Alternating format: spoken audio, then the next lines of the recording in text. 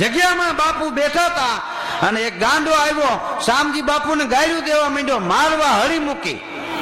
માણસોએ ગાંડાને પકડી લીધો અને ગાંડાને માણસોએ મારવાનો પ્રયત્ન કર્યો ને ત્યારે શામજી બાપુ એટલું બોલ્યા, હે ભાઈ ખબરદાર, એને મારશોમાં, એને ખવડાવો, એને રૂપિયા આપો. તો એક જણો કે બાપુ તમને ગાયરું દે છે. શામજી બાપુ કે એની પાસે હોય ઈ દે, આપણી પાસે હોય ઈ આપણે દેવાય. એને મારતા નહીં, જમાડો.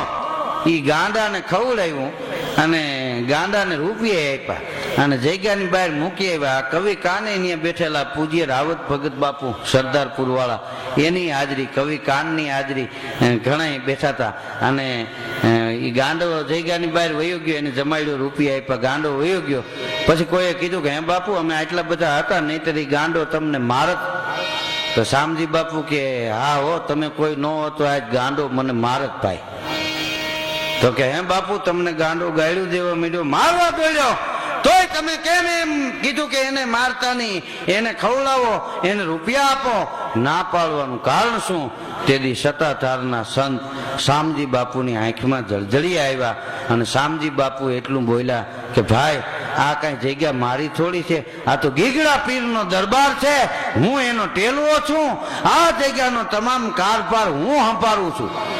જાણતા અજાણતા કદાચ જગ્યામાં મારાથી કાંઈ ખોટું થઈ ગયું હોય ને ગીગો પીરે ગાંડાનું રૂપ લઈને મને સજા આપવા આવ્યો હોય તો, એટલે આ જગ્યામાં આવે ને એને બાપ વંદન કરાય, એને ખવડાવાય, એને રૂપિયા અપાય, એને અમારાથી મરાય નહીં. પછી કવિ કાને એના દુઆ લખેલા કે શામજી બાપુ તો આ ગીરનો હાવજ કહેવાય, દેડકા ઉપર થોડો ઝપટ કરે. હે આ તો ગીરનો હાવજ. હા, તુંડ ગુજારા તોડવા પીવા રગતા પાન, સિંહણના સંતાન, એને શીખવવું પડે નહીં શામજી. અને ઘોર ખોદે ઘોર ખોદિયા, મરદા ચૂઠે મરેલ, વનનો સિંહ વકરેલ, ઈ તો ચીરે કુંભાથળ શામજી.